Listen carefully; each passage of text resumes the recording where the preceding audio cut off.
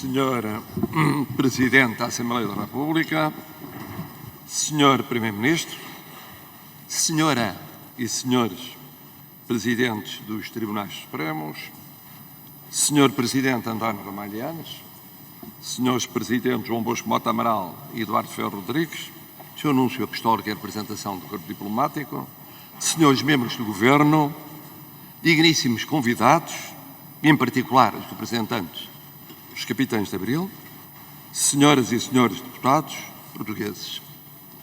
Saúdo com elevada consideração pessoal e solidariedade institucional Vossa Excelência, Senhor Presidente, e na pessoa de Vossa Excelência, as Senhoras Deputadas e os Senhores Deputados, na primeira vez em que uso a palavra perante a Assembleia da República depois da eleição de janeiro último. Formulo calorosos votos dos maiores sucessos a bem de Portugal, que o mesmo é dizer de todos os portugueses. E permitam-me que eu aqui evoque, também com muita saudade, quem nos acompanhou 25 de Abril após 25 de Abril, com a constante militância cívica que pautou a sua vida por Portugal, o Presidente Jorge Sampaio.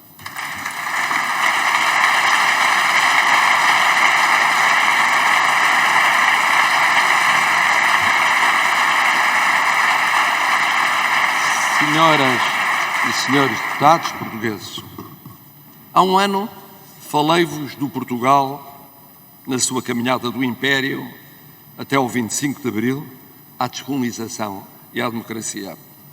E nunca é demais evocar e agradecer o gesto refundador dos Capitães de Abril. Pense o que se pensar sobre o que foram antes e depois desse gesto. Ele foi único, singular e decisivo. Sem ele não haveria hoje uma Assembleia da República livre, com vozes livres.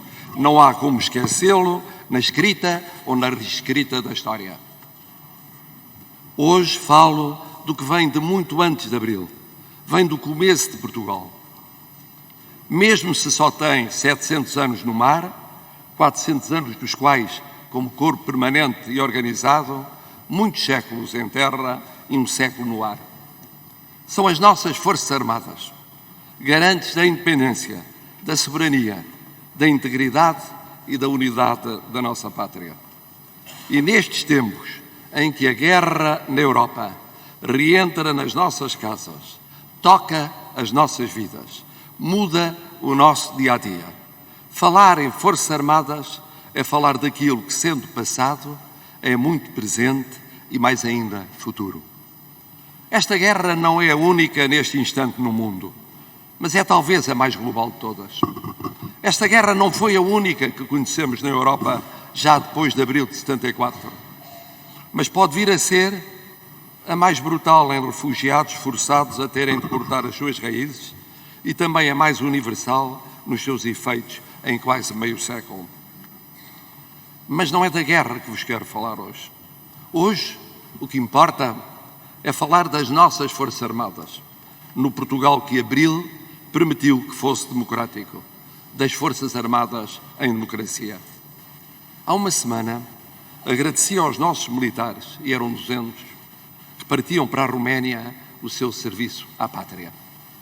Iam em missão de paz, não em missão de guerra, para defender a paz, não para fazer a guerra, para prevenir contra mais guerra e contribuir para criar mais paz. Paz para a Europa, e desde logo para aquela Europa em conflito e as vítimas diretas, imediatas e mais trágicas da guerra. Paz para a pátria, a nossa pátria do mesmo modo. Paz e segurança. Aquela paz e segurança que é a missão primeira das Forças Armadas, pela pátria. E o que é a pátria que elas existem para servir? É um Estado independente há quase 900 anos? É, mas é mais do que isso. É uma comunidade de vida, de cultura, de língua, de identidades forjadas na diversidade, a que muitos chamam nação, mesmo se o nosso Estado é há muito plurinacional. É, mas é mais do que isso. É uma história feita de glórias e fracassos, e mais glórias do que fracassos. Se não porventura aqui não estaríamos agora, mas é mais do que isso. É uma ideia, um projeto, um desígnio que nos une para além daquilo que nos separa, como sermos universais, espalhados pelos mundos e servindo como plataformas de encontro entre eles, mas é mais do que isso. É tudo o que disse, mas mais, muito mais. Uma pátria são pessoas de carne e osso, todas somadas e cada uma delas de para si. Vivam cá dentro das fronteiras físicas, vivam fora delas, no território espiritual, que é onde estiver cada um de nós.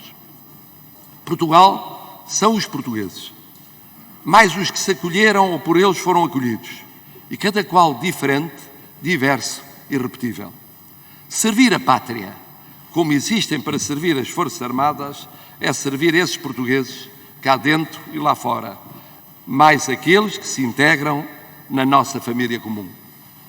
Servir a pátria desde sempre foi traçar o nosso território continental e partir para as ilhas, e atravessar oceanos, e contactar continentes, e quase perder, ou perder mesmo a independência, e reconquistá-la tempo após tempo, geração após geração, e perder batalhas e guerras, mas ganhar umas e outras, nas armas, na diplomacia, na economia, no tecido social, mas também na língua, na cultura, nas pessoas.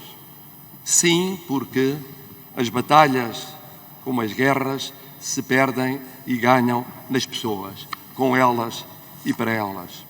Servir a pátria neste tempo, por exemplo, ir para a Roménia, como estar na Lituânia, na República Centro-Africana, no Mali, no Mediterrâneo, no Golfo da Guiné, em Moçambique.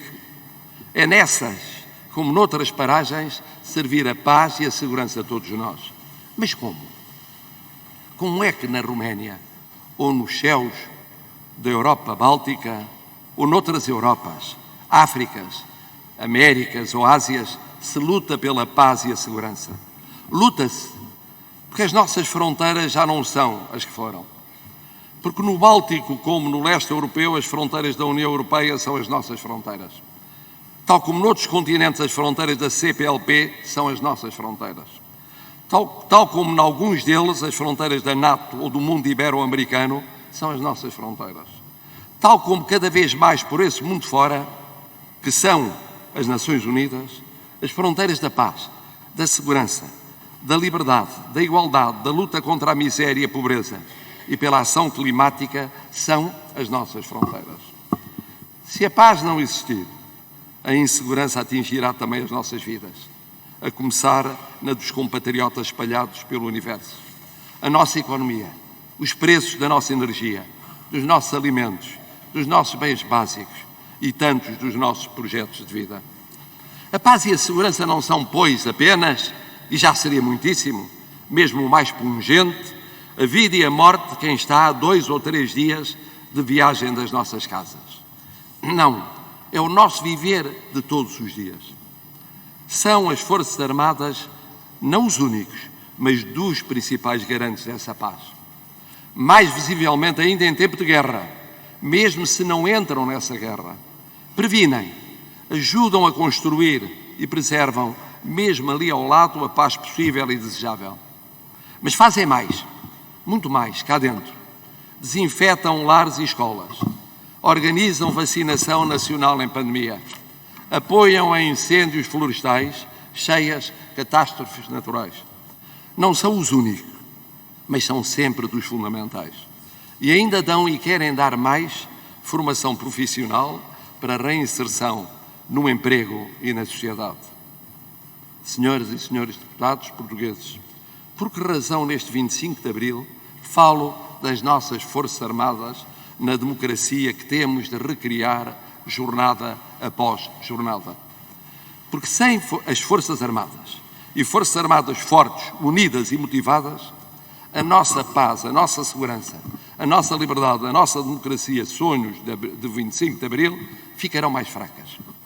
Porque reconhecer como são importantes as Forças Armadas na nossa vida como pátria exige mais do que recordarmos por palavras essa sua importância.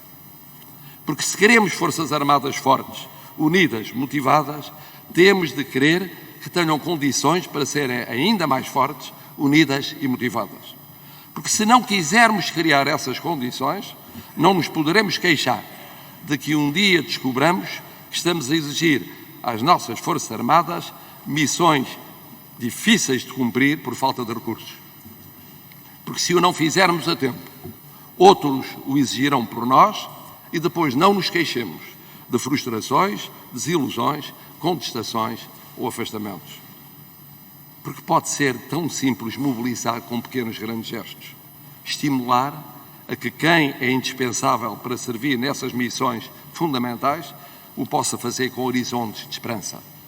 Juntar ao reconhecimento pelas qualidades excepcionais que cá dentro e lá fora é unânime quanto às nossas Forças Armadas, mais meios imprescindíveis para poderem sê-lo também mais e melhor.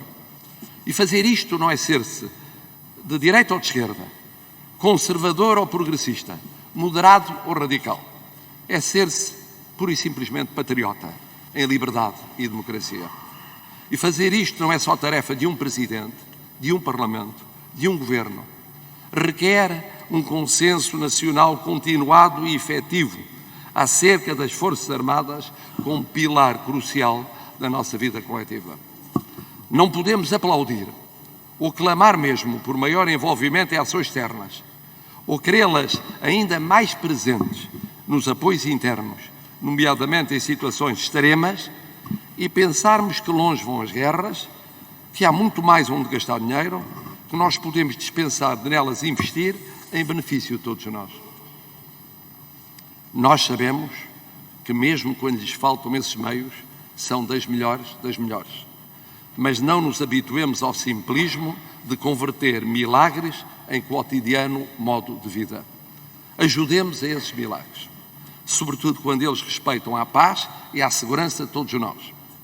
Neste tempo, em que a guerra surge como mais real ainda, em que a pandemia impôs necessidades mais evidentes, neste dia em que celebramos democracia e liberdade e em que percebemos que como a paz e a segurança tocam as nossas vidas, não é demais pensar como pátria que somos, nas Forças Armadas que temos, nas que queremos ter e nas que precisamos de ter.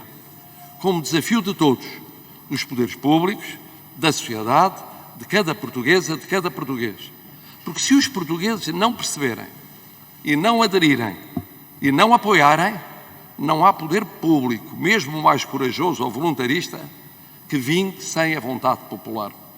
É urgente essa vontade popular, constante e firme, para que a liberdade e a democracia, para as quais o 25 de Abril abriu pistas fundamentais que prosseguimos até hoje, vivam sempre. Para que esse sonho do 25 de Abril viva sempre, mas sobretudo para que Portugal viva sempre. Vivam a liberdade e a democracia, viva o 25 de Abril, viva, não menos do que isso, Portugal.